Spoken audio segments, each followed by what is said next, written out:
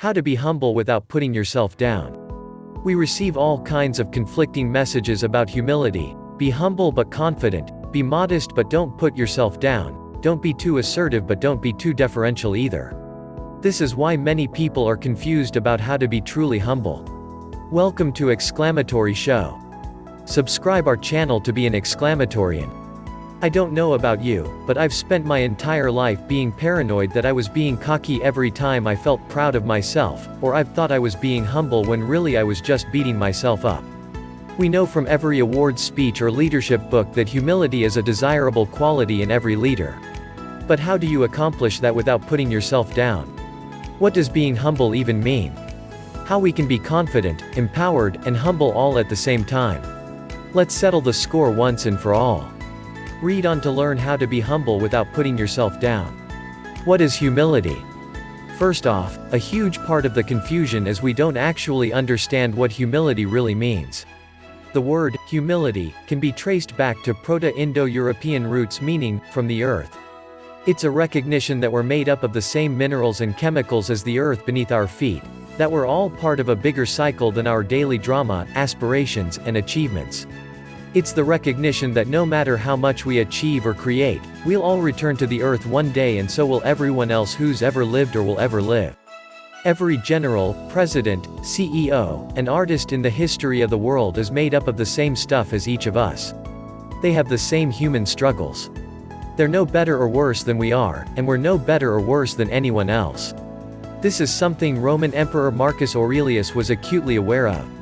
In Meditations, his printed journal, Aurelius declares, "Let the idea and knowledge of the certainty of death humble you." As arguably the most powerful person in the world at the time, Aurelius knew the importance of humility in remembering that he was, from the earth, and simply human. In fact, he is even rumored to have had a man follow him around and remind him, "You are just a man," to not let himself become disillusioned by his power. Is it humility or low self-esteem? We live in a world that's constantly trying to evaluate our worth, convincing us that our lives will be more worthy if we make more money, write that book, build that business, get married, have children, or whatever else. Truth be told, we may feel really called to do all of those things. But the harsh truth of life is that no matter how much we produce or achieve, we'll still all return back to the same earth from which we're made. Humility is about radical acceptance.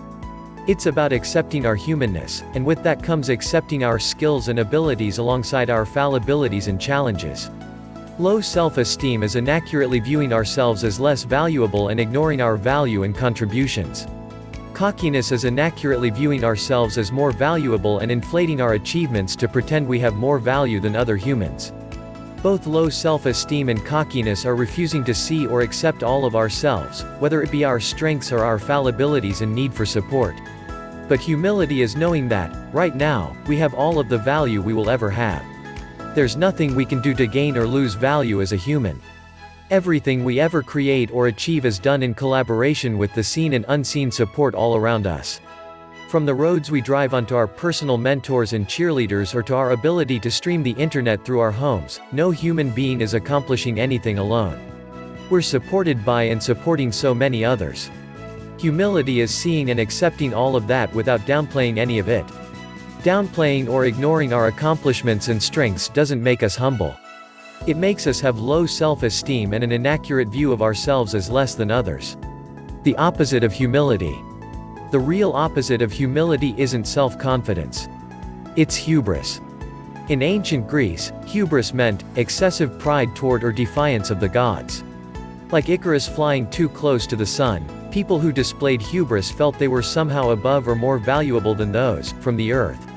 And that disillusionment often led to their own destruction. But hubris didn't just go away over 2,000 years ago.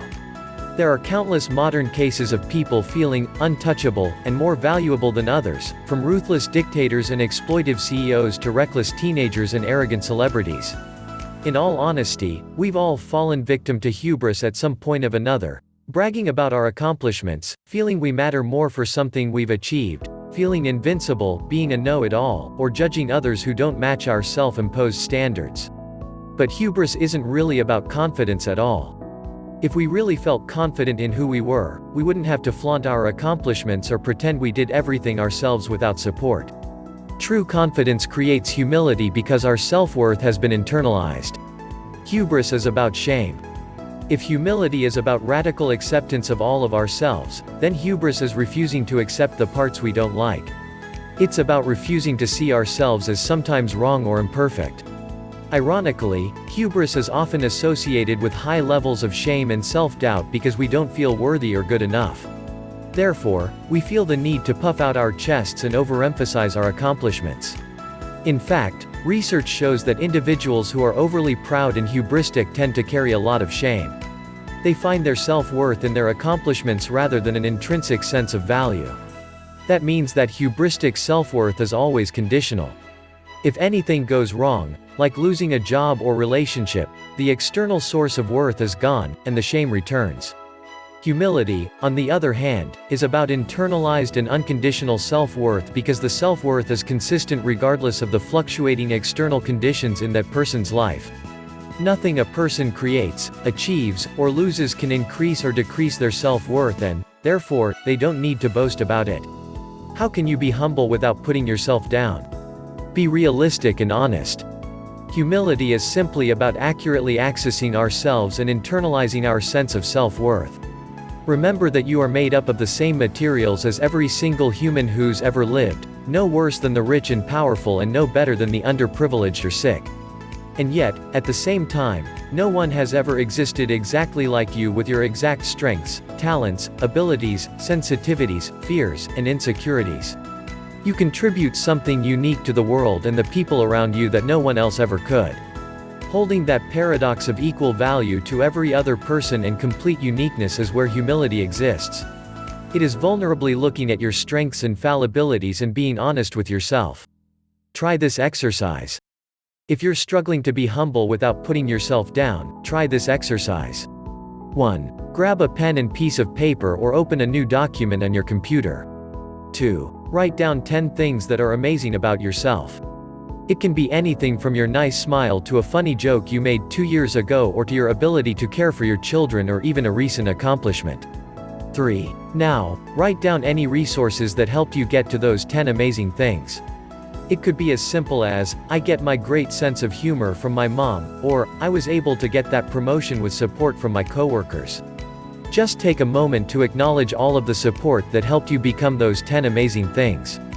4. Next, write down 10 things that are imperfect and human about yourself. These could include things from the past that you've since worked on, like, I used to really care what people thought, or things you're still working on, like, I sometimes get too invested in my work. 5. Finally, imagine a few people you really respect and admire, these could be celebrities or personal heroes, and take a moment to wonder if any of them have ever faced the imperfect things you're working through. Chances are, it won't be that hard to imagine that even the people you admire the most have some human traits. That's it. You can do this exercise anytime you're putting yourself down for being human or anytime you're forgetting that same humanness. Being humble means being human. Humble isn't the only word that comes from the root, from the earth, so does the word human. Being humble simply means being human, acknowledging all of our challenges and faults and imperfections right alongside our strengths and skills and abilities and accomplishments. Being humble means the whole breadth of the human experience. It means being confident and proud alongside insecure and uncertain. It means that we always have more learning and growth to do and that we're never as much of an expert on anyone else's lives as they are, so we can trust their experiences, even if they look different than our own. When we're humble, we're realistic. We're not trying to overinflate ourselves to seem worthier or more important because we know that we already are worthy, no matter what we create or achieve. Humility isn't at odds with self-esteem. They're on the same team. When we can really accept all of ourselves, including our fallibilities and challenges, that's a sign of high self-esteem because we're not afraid or ashamed of any part of ourselves. We can accept our expertise, our limitations, and where we've received support and not be afraid of any of it. And that is humility, that is knowing how to be humble without putting ourselves down. Don't forget to subscribe. And hit the bell icon.